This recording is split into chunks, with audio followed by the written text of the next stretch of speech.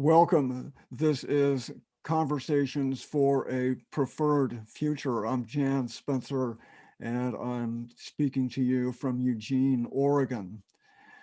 This is the second to the last uh, conversation in the series. We've had perhaps uh, 7 presentations and about 10 interviews from people all over the country. This has been wonderful to have these conversations with people from all over the country who are doing a wide variety of actions in their own lives, in their communities that are just inspiring, that point the way towards a preferred future, a future ideally where humans live within the boundaries of the natural world, and we have a society and an economy that one of its primary goals is to bring out the best and positive human potential. Sounds great. So this evening, we are going to have a conversation with two people who are residents of East Blair Housing Co-op. And East Blair is here in Eugene. It's absolutely one of my favorite places. We've had many site tours over the years at East Blair because there's so much to see in terms of if you're into permaculture design features, both social and physical permaculture. And one of my favorite aspects of East Blair, and we'll hear more about, of course, is reducing our ecological footprints. Uh, and we'll hear more about how East Blair residents do that. So let me just do a little overview of East Blair. East Blair was founded in 1982, and this is an impressive non-hierarchical social economic project focusing on empowering its members to learn the complex skills of residential self-management. East Blair households collectively combine their creative problem solving and their rent money into a structure and budget shared by way of a modified consensus decision-making process.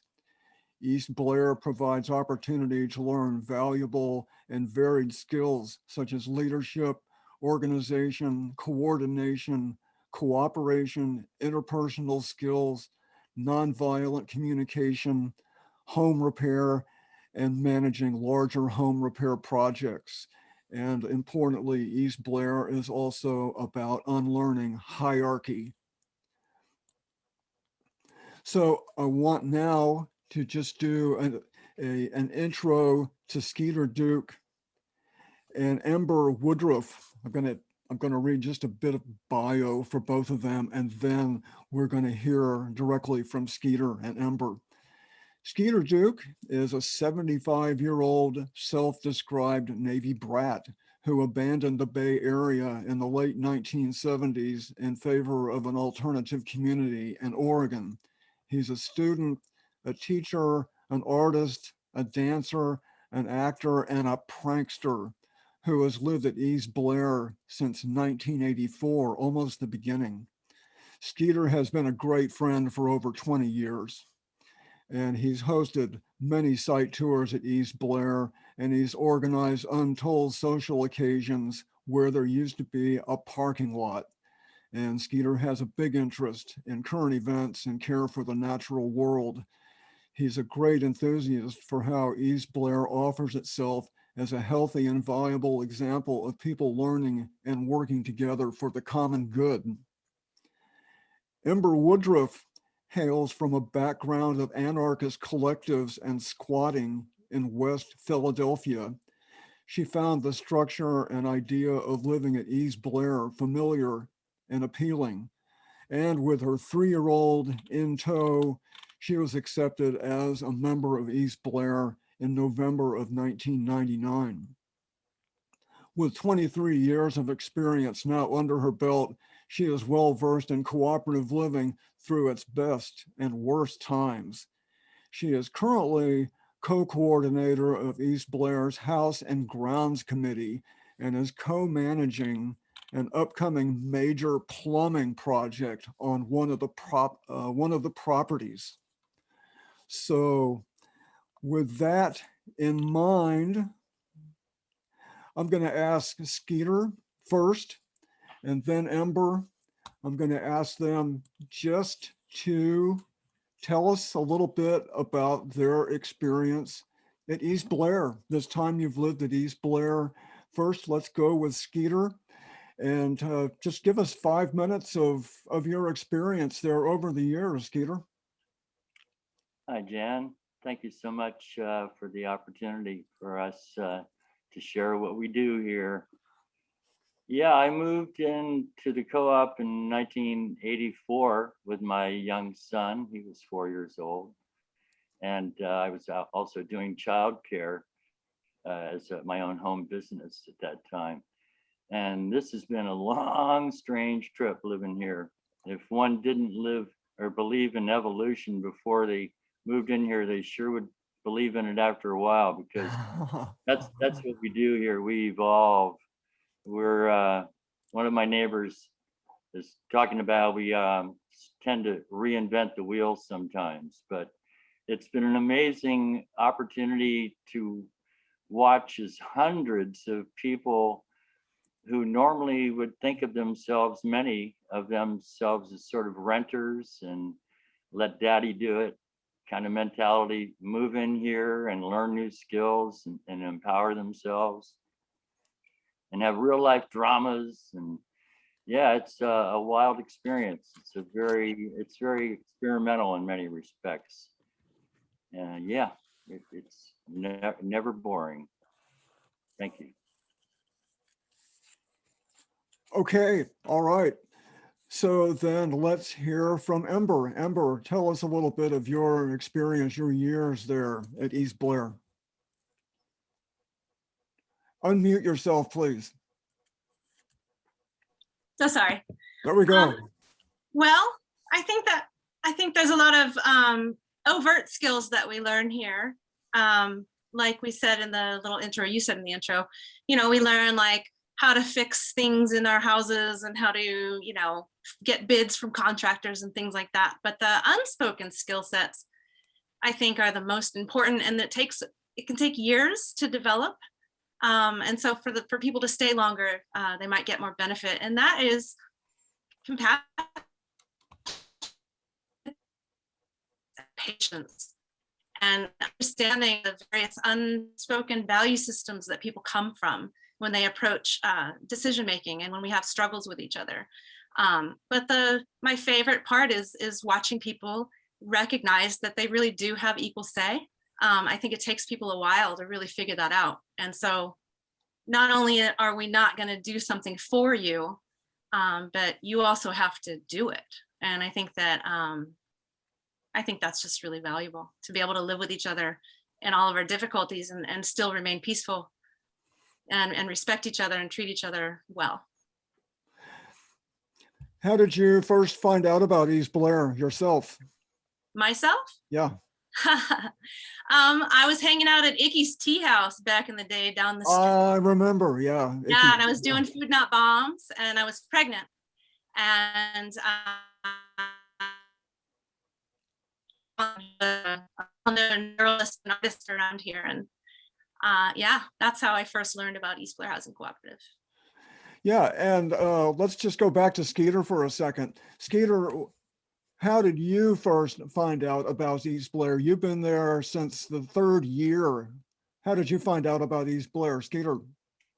Yeah, bunches of my friends, many of them who had been active in the Trojan Decommissioning Alliance doing civil disobedience at the Trojan nuclear power plant. Many of them were involved with the formation of the co-op.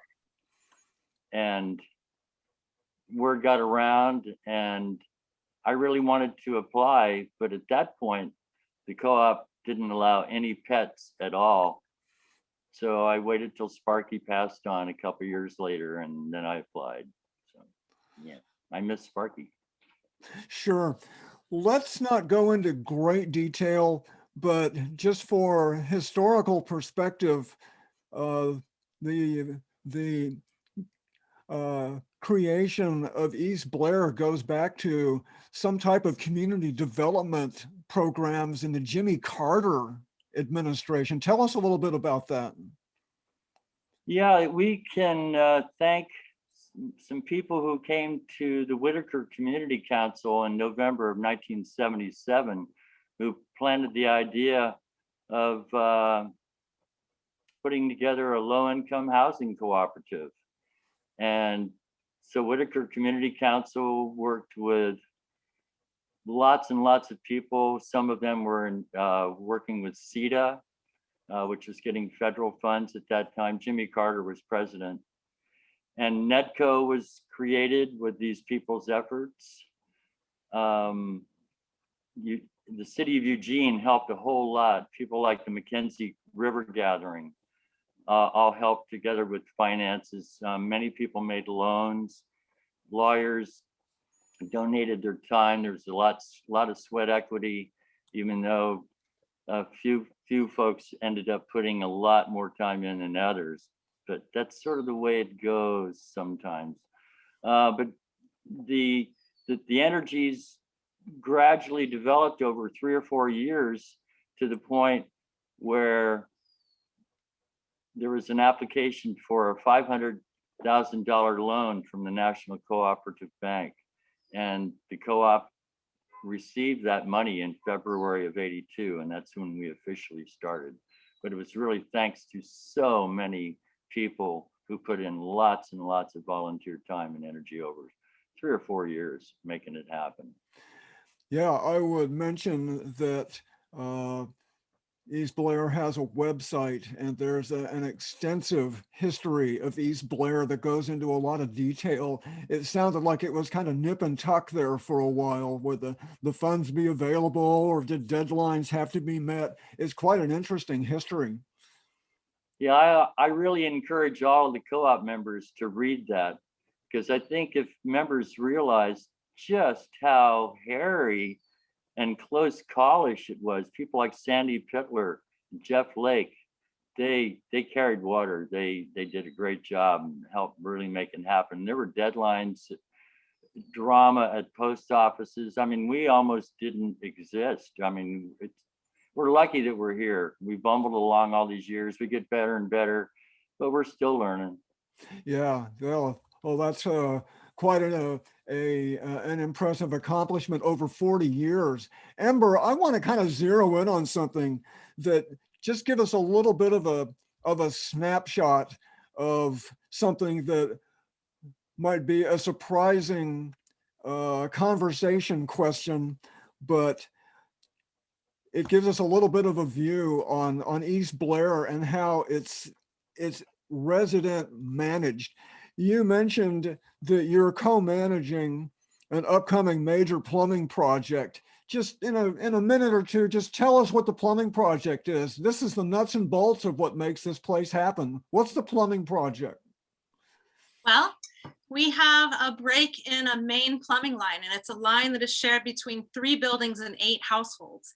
And so we have a break that's directly beneath the home that's closest to the alley.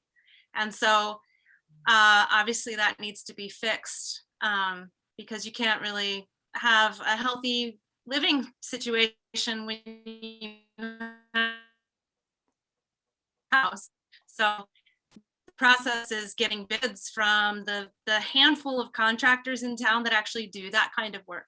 And it's really interesting being a woman and having to interface with these contractors. And it's also just a really great experience for something as big as that to no longer seem massive. Like it's now pretty simple to me. And so basically that's a homeownership skill. Does that answer your question? Yeah, and this is, you're the chairperson or the manager of some of the physical structure there, the House and Grounds Committee. So I'm supposing that what are the other committees? You have different aspects of the co-op that need to be taken care of.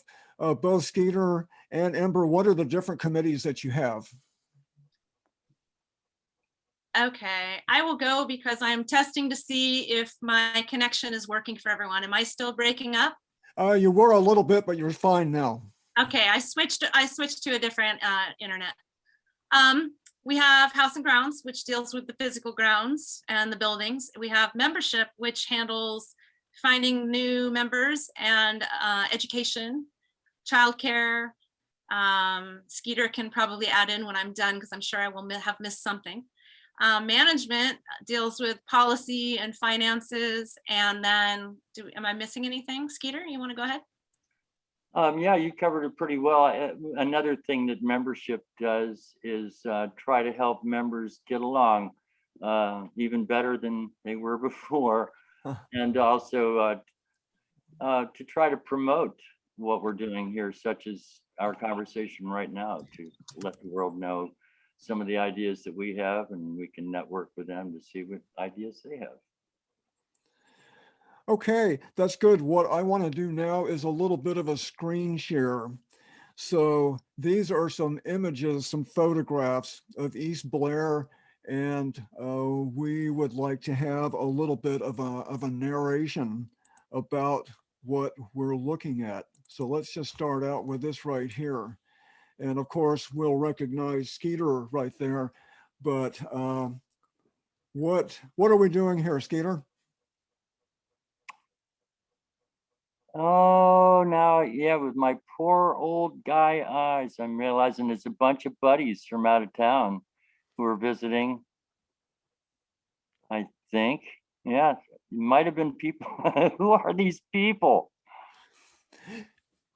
Yeah, these are some people from out of town, and the location where we're at is the northeast corner of East Blair, looking towards the southwest. This is East Blair Housing Co-op back behind us right here.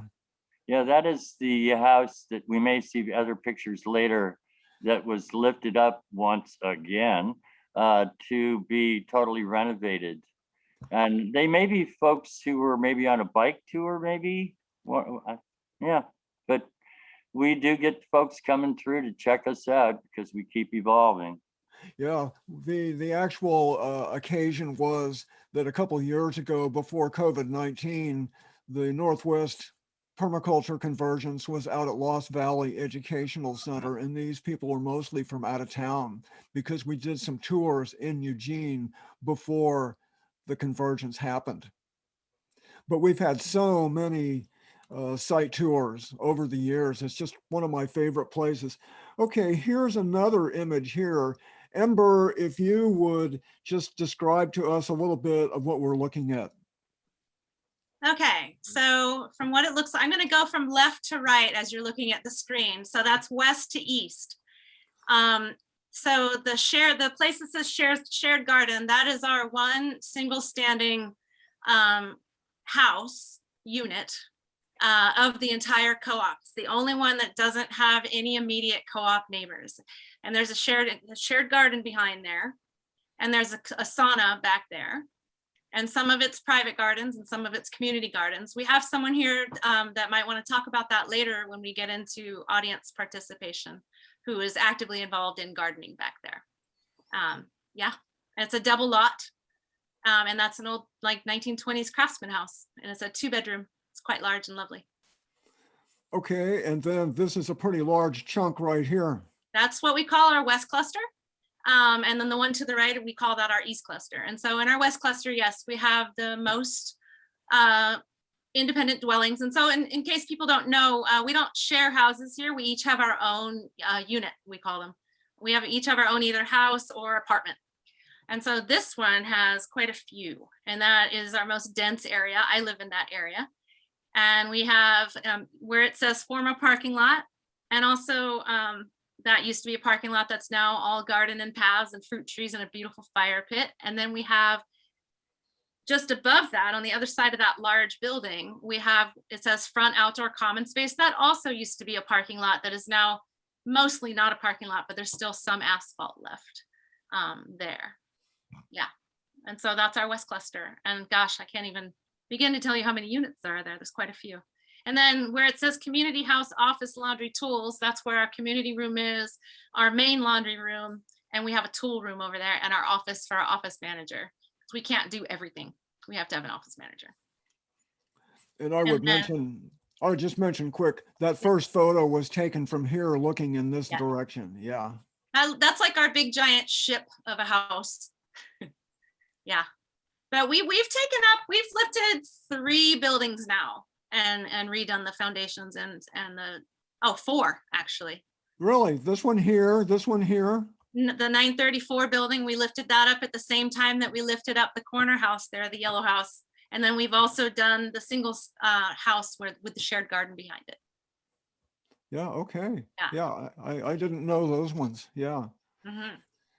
And then in the East Cluster, we have a big house and then a little cottage in the back and then another. And who lives in the little cottage in back? Well, there's 2 cottages in the back, but the one that you can see the roof on where you have the cursor, that is it okay if I tell them? A Skeeter's house, which used to be John Zerzan's house. Yeah, Oh, sure. I didn't know John Zerzan lived there. He Okay. did. And he's a really nice cooperative person in a personal setting for sure.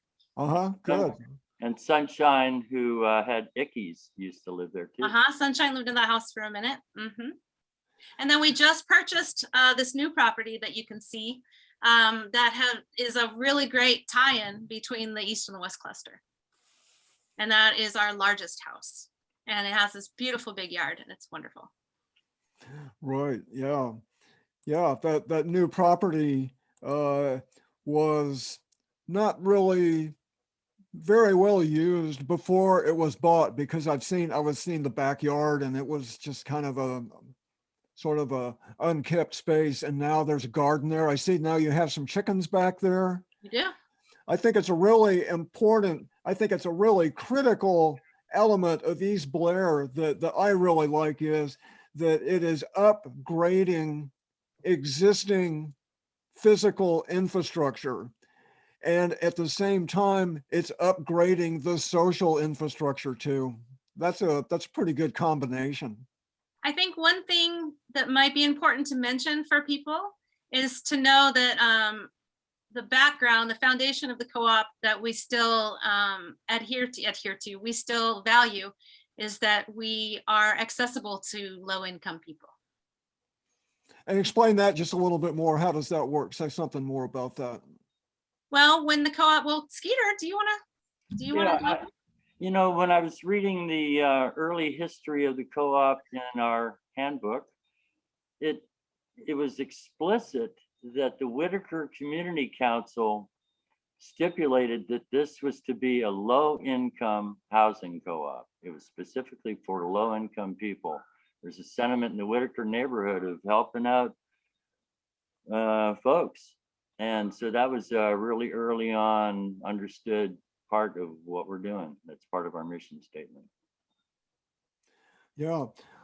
Okay. Well, we're kind of talking a little bit about social issues, social life at the co-op. I'm sure some people make best friends and probably some people don't make best friends, but tell us a little bit about social life there. That's really important. And how many people actually live at East Blair?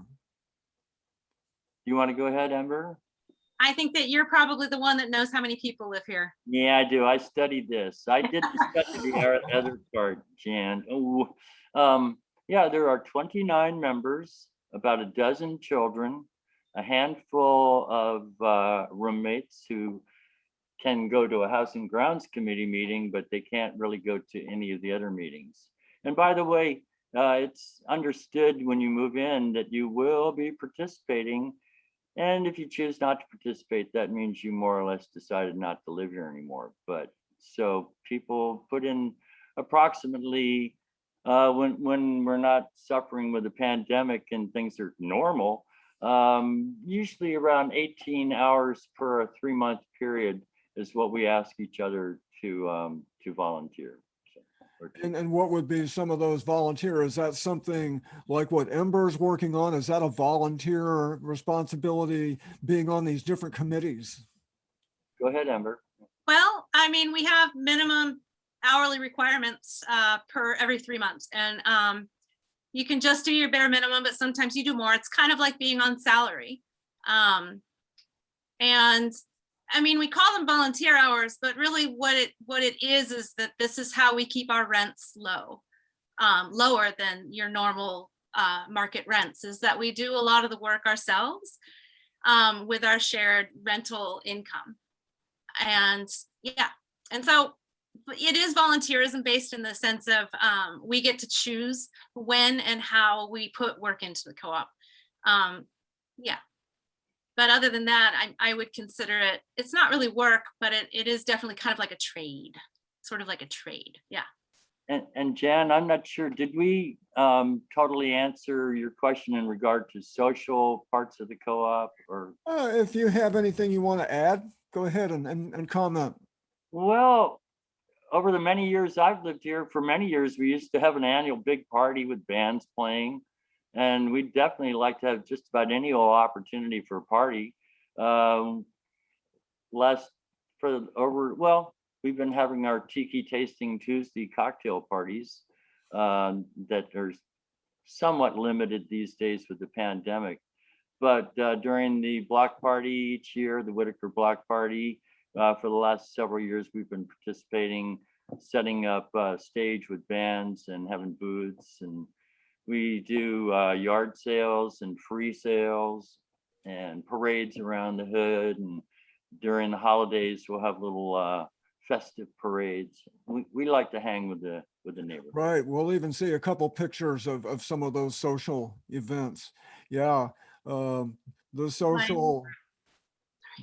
social aspect, of course, is critical. And as Ember was saying, in a sense, you're paying yourselves with lower than market rate rent by doing a lot of the work yourself, and you're learning skills at the same time. Okay, well, here is a picture that is one of my favorite. I saw some of this de-paving going on. So tell us a little bit about this de-paving. Isn't that when you moved in, Ember? Oh, I moved in before this.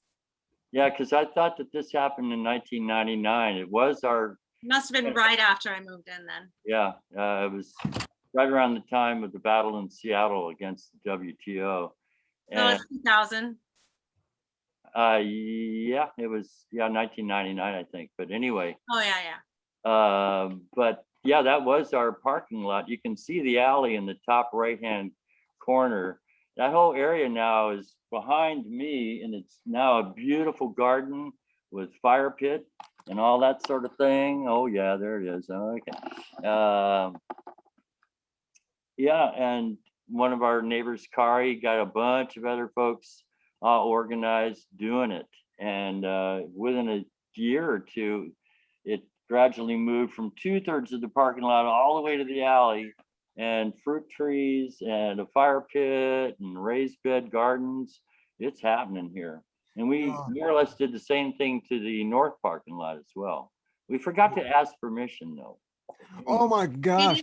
Has the city ever sort of come by and said, oh, you used to have a parking lot here, didn't you? You know, I will say to that we thought that maybe we needed a certain amount of parking spots on site, but that we were actually incorrect, and we did not need to ask the city permission for this. But we did have to ask each other, and we did consent on this. Right, and I would be curious that I'm imagining the average per person automobile ownership at East Blair is probably a little bit less than the national average for adults. Yeah. Yeah, well, this is when we do a tour at East Blair, this is one of my favorite locations to talk about, because there's a redevelopment tool that Eugene has called block planning. And East Blair is not a block plan, but it has features that a block plan that could be used by any group of neighbors to make better use of the available space. And because East Blair has domain over these various properties, you can manage those properties in a more creative and functional, useful way. But people all over town, if they wanted to work with their neighbors, they could do something, their own version of this too, even in the middle of suburbia. And some people are doing that. That's another story. But this is the office. I'm kind of guessing, Ember, you're up here somewhere, or maybe on the far side. This is the second floor of the office building. Yeah, I'm on the other side of it Okay, you're on the that you other can't side. see. And Yeah. I think Skeeter, you're right here, right in the doorways right here, right? Yeah, I guess so. Sure. Yeah. But this is the scene of many awesome social times right here. The fire pit here, picnic table, and of course you even have the latest in communication devices in case there's a need, you know, to make a call. That's great. So here's a major bit of infrastructure project. Tell us a little bit about infrastructure enhancements there at East Blair. Ember, Skeeter, either one of you. Go ahead, Ember, if you want. Can you rephrase that? I'm so sorry. Yeah, this is lifting up. This Oh, is right. lifting up, I think the office. This is lifting up where you are right now. Yes. It's the corner house, actually. Oh, that is the corner house. It is the corner house. It's deceiving because of the purple. Back when both buildings were purple. Yeah, that's the house that I'm in right now that we're looking at. Yeah. And so what were you asking again? I'm so sorry. Just tell us a little bit how something like this happened. I would imagine you contracted this out. You would have had to have competitive bids, or how did you manage? Well, Kari managed this project, and yes, she did get bids, but also we had a lot of fun doing a demo ourselves of the pre-existing building that was underneath, or the structure that was underneath, which was all cinder block that had no rebar in it. And also there was no actual foundation. It was about a 4-inch slab under there. So it was a good thing that we lifted this house, because otherwise eventually it just would have fallen over. And then here is another project. Do you have any idea what year this was? This is enhancing the parking strip. Oh gosh, well, there's Millie and there's Jason and there's Matthew. So that's, gosh, about 15 years ago. This is Millie here. Yeah. Okay, sure. Yeah. So this is, we'll go right back. Let's check back to another. That is somewhere along here. This is such a beautiful sidewalk, and you used a lot of commonly referred to as urbanite to build raised beds. But I would imagine a lot of birds and a lot of small creatures, you know, call this home along here. It's a very nice walk along this sidewalk. And then over here with all the bamboo close to Kari's abode, that's also really nice. Can you imagine if the entire neighborhood did enhancements like this? I just see so much at East Blair that if those kind of ideas were practiced more widespread, we would be living in a much prettier, more attractive habitat, you know, in terms of our cities, especially like turning the parking lot into a party space. I'd like to add something, Jan, that Millie, dear sweet Millie, who lived in the co-op for a long time, she is the one who originally suggested that the area between her house, that was right on Adams, and the townhouses, that was a vacant lot that had a little pile of garbage, a compost pile. That was all that was there. Millie suggested that we build May West with all the curves. And that's when we started using concrete blocks and created the first garden. It was also her vision to create a strip going all the way from May West over here to the garden, or the space between the office and another house where the tree house is. She wanted to connect that whole area with greenery. And that idea spread, and Kari acted with a bunch of friends after we all talked about it, and we made it happen. She is also the one who came up with the idea of beautifying that whole strip from the corner of 4th all the way down to 5th along Adams on the west side of the street. So a lot of that beauty that you see there now is because Millie White dreamt that up and got us all going. So Oh, boy, what a legacy. What a legacy that Millie left. And people, lots of people enjoy that. It's such a nice stroll along all of the entire perimeter here. Even the alley, you know, is nice. And then this area over here. Yeah.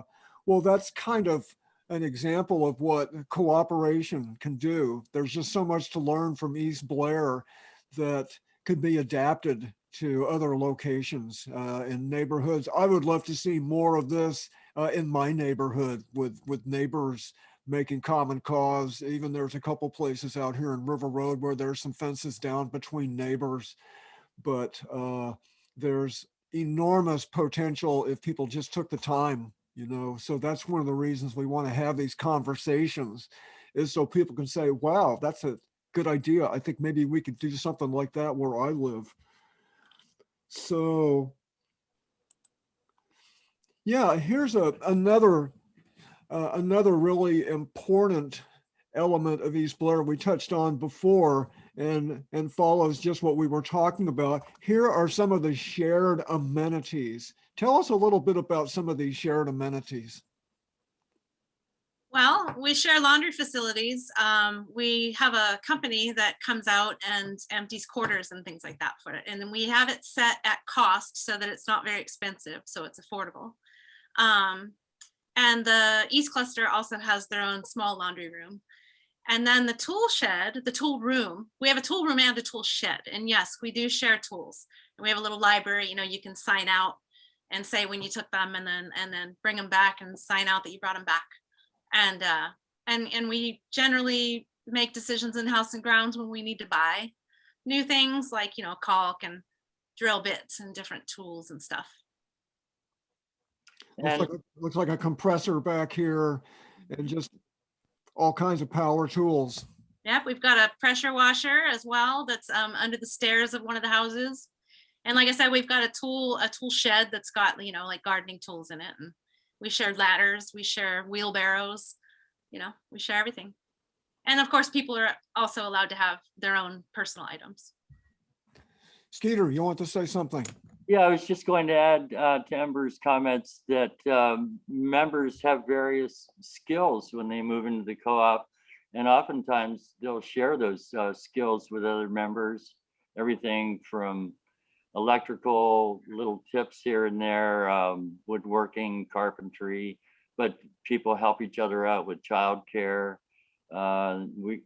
People support each other a lot here in the co-op. So would you like to know how we take care of our shared spaces?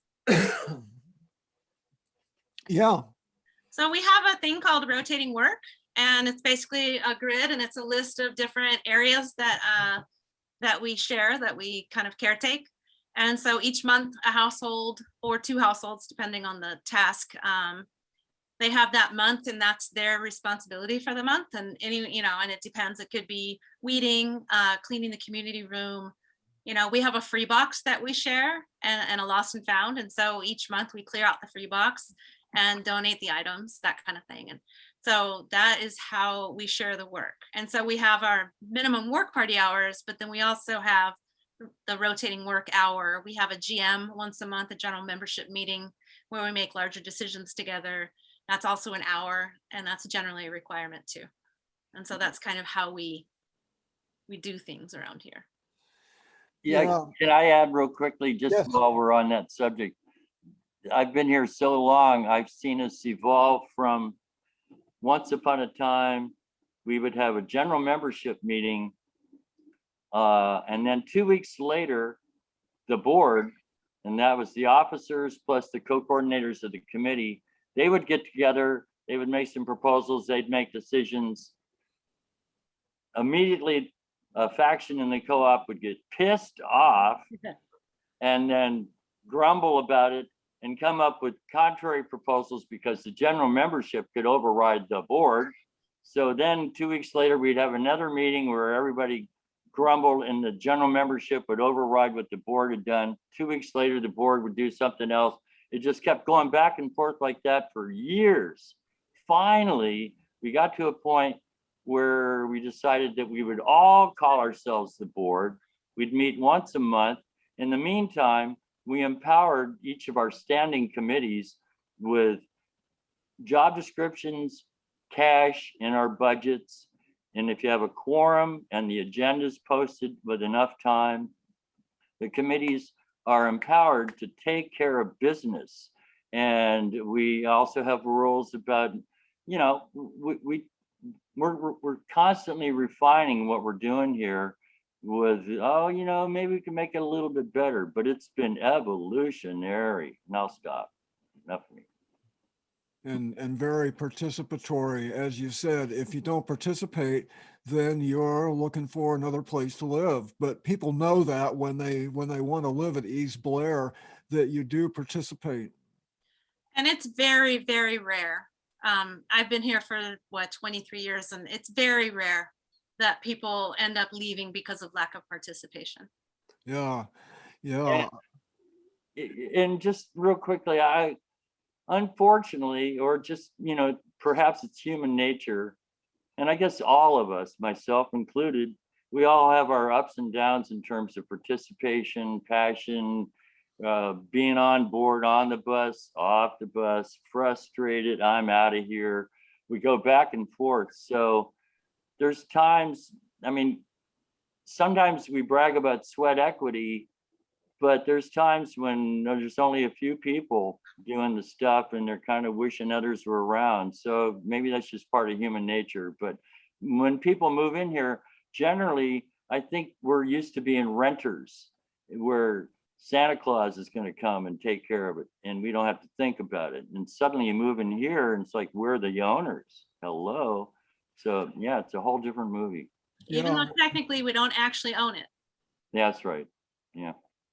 Well, everything we see here, the house here, along the sidewalk, the laundry room, the tool room, and everything else just doesn't happen by itself, but it builds because somebody had the idea, well, let's have a tool room. There's a whole history to the tool room, and I'm sure there's a committee or several people who look after the tool room. And but this is just a wonderful example of just upgrading the social and the physical, and people have an impact on where they live, and they can manifest, you know, like Kari and Millie, they had these great ideas and they said, hey, let's consider doing this, and everybody can benefit by everybody's good ideas. And I'm sure there are times when there are challenges too, but that's just part of it. It's a package deal, but it sure looks good, you know, from here. So let's go on to this picture. Let's not only describe the events here, but also let's kind of connect that with the relationships with the neighborhood association. Of course, there's Sam Bond's garage just down the street. There's Red Barn Grocery. You kind of live near a very small little urban center. It's a very sweet location that Whitaker has. So just tell us a little bit more about how East Blair fits in with the larger neighborhood. Skeeter, go first. Oh, that's all right. I talk too much. Go ahead, Ember, if you want. I would say that, you know, we have a good relationship with our neighbors, our immediate neighbors for sure. We don't typically directly participate with the block party because it doesn't typically come over to our block, but we still have, usually when it has happened, obviously the last year or so has been an odd year. And so we really haven't been doing the same kinds of social gatherings that we used to. But yeah, usually we have something going on where people can come chill out, you know, from the block party, or we have a yard sale or something. We're not super involved with the community council. You know, not really very regularly, but likely because we have so much to do ourselves within our funny little, what some people probably just think is some weird hippie commune. Yeah, just as a bit of a side story, the community council would be a city affiliated neighborhood association that Eugene has. We have a neighborhood association here on River Road that exists to enhance life in the neighborhood in whatever way that they see fit. But yeah, I'm sure there's plenty to do at East Blair to keep going there. Skeeter, Our- oh, No, I wasn't asking to say anything. I'm fine. tell us a little bit about your enjoyment over the years of, for example, this picture here was, I recall, Whitaker Block Party. So East Blair put on, there was a band, there was a lot happening here that day. I And I'm happen sure to lots see. of other, I've been to some great parties there myself. Yeah, I've been lucky for many years. The bands that I played in were the sort of the house band for the co-op parties. And anyway, yeah, we've had parties all over the place. Just about any part of the co-op, I can remember some sort of social trip happening there. We like to do that. So what would you say are some of the most important interactions that you've had with the neighborhood? Do you have friends in the neighborhood? Has there ever been any articles or media? The Register Guard come and do a story about East Blair? What kind of, have you had much sort of recognition for what you're doing here? Skeeter, do you got information on that? Well, they did the Eugene Weekly did a little what's happening person thing on me, where they took the picture of the co-op and they talked a little bit about the co-op in that article. I don't remember offhand if there's ever really been a major kind of promo article like in the Register Guard or the Weekly about us, but it seems like next February, I hope that we have a celebration to, celebrate 40 years of happening here. 40 years, yeah. So let's kind of start thinking about coming in for a landing here for our conversation. I'm going to stop the share here. And if someone were to ask both of you, Skeeter first and then Ember, what would you say is the most important lesson that you could share with somebody who asked you, well, what are the benefits of living that way? Sounds kind of complicated to me, but how would you respond to somebody who asked you why you've lived there for 38 years and what have been the benefits for you personally?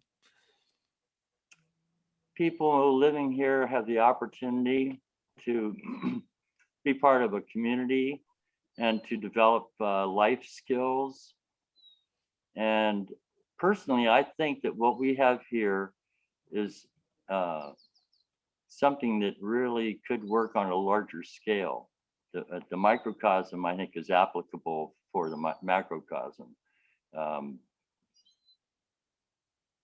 I've seen people really grow here, where they come in sort of take a little bit taken aback, and over years they become really powerful people, leaders in a circle of strong people, and it's really inspiring. It's sharing and empowering ourselves. Great community. Yeah, great. Ember. Well, collaborating and cooperating with each other. You have an idea and you bring it to the group, and maybe not everybody likes every aspect of your idea, and they want to have input on some ideas of how to improve the idea, and being open to and flexible, being open to that input and being flexible, because everybody here generally is impacted by whatever you do, because we live together and we work together so regularly and so closely. The other thing is being able to have conflict and work through it in a way that is really honest and really genuine and nonviolent. Being able to admit when you're wrong, being able to understand the difference between what your original intention was versus the impact it had on another person. You know, believing people and loving them. This has just been great. I mean, you end up interfacing and working with people that you would have never had an opportunity to do so otherwise, because we come from such different cultural backgrounds and different, whatever, we're into different things, like Skeeter's band. Anyways, yeah, and so like learning how to work with people that are different than you, it's really important, and to not feel offended if somebody doesn't like your idea, and not being afraid to tell someone that their idea is flawed or that you could see how it could be improved. Learning that skill set is super important. We don't have bosses, and we try not to operate with shame, like shaming each other for when something's gone wrong. You can be supportive, but still disagree. Exactly. And we work through some pretty intense stuff, and then we can still come together and not hold grudges. I mean, that happens because we're humans, but you'd be surprised at how often it does not happen that people hold grudges, even when you would think that they would. And it's a gift. It's an absolute gift. Yeah, well, this is another one of my favorite aspects of East Blair is learning exactly those kind of social communication skills that you're talking about, because those are the kind of skills that can lead to the kinds of benefits of learning and growing and making the physical infrastructure better. Because we've seen stories, we've seen pictures of what's happened at East Blair, that if you go a block away, there's still nice places where people live, but it's not looking like East Blair because you have the power, of shared ideas and cooperation. Skeeter. Yeah, I just also wanted, Ember made me think of this, that one of the unique things about the co-op here is that we use modified consensus. It's not pure consensus.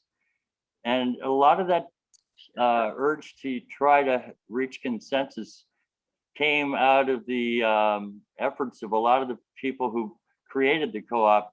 Many of them were involved with anti-nuclear civil disobedience and using affinity group structures and pure consensus, which was difficult. And that's why we use a modified version of it. One block and against a proposal will not stop the proposal, but 2 blocks out of 29 of us would stop the proposal. Mm-hmm. So, anyway.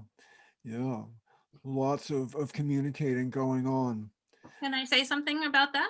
Yes. That's definitely a bit, it has been controversial at times, depending on who's living here and what their ideal consensus situation is. And so I think that one of the reasons why it works well within our structure, considering we're so based in practical reality and function, like fixing houses reality, is that one person can't hold something up that needs to happen. But if their reasoning is strong enough and makes enough sense, then other people might dissent, even if so it takes 3 stand-asides to make a block. So you might have one block of one person blocking, but then you get 3 people standing aside because they're not quite ready to give something a yes. And then we just have to keep working on it, so that will, so we can go to a second consensus after, if it doesn't pass the first time, or we can send it back to committee or like send it away so it could be reworked to then include those concerns that were brought up. But not one person can hold an entire process up, because there's a lot of trust involved that someone is blocking for genuine reasons where they think it's going to be bad for the co-op versus they don't like somebody, or they just don't like the idea. So that's the benefits of it. And then probably maybe there's someone here that's not me or Skeeter, maybe later can kind of explain the cons of that and why they would prefer full consensus, if anybody's here that feels that way. Sure. Yeah. Well, okay. Let's just final thoughts. Anything that you'd like to say about East Blair or your experience there? And then we're gonna call our conversation. We're going to draw it to a close. Any final thoughts? I hope that we members here can really listen to each other even better, and to follow through on all of our great ideas, and to treat each other sweetly. Sure, go ahead. Ember. I would love to see more co-ops be formed and created, because I believe culturally, I think that if we grew up as young children, if we grew up in cooperative atmospheres, we'd probably have a much more peaceful world. I think you're probably right. Yeah. Well, maybe at some point there'll be that kind of interest. And when there is, we'll know one place where people can come to learn more how to do it. Okay, well, this has been wonderful. Skeeter Duke and Ember Woodruff, I very much appreciate your sharing your thoughts with us. Again, this is all going to end up on YouTube in a couple of days.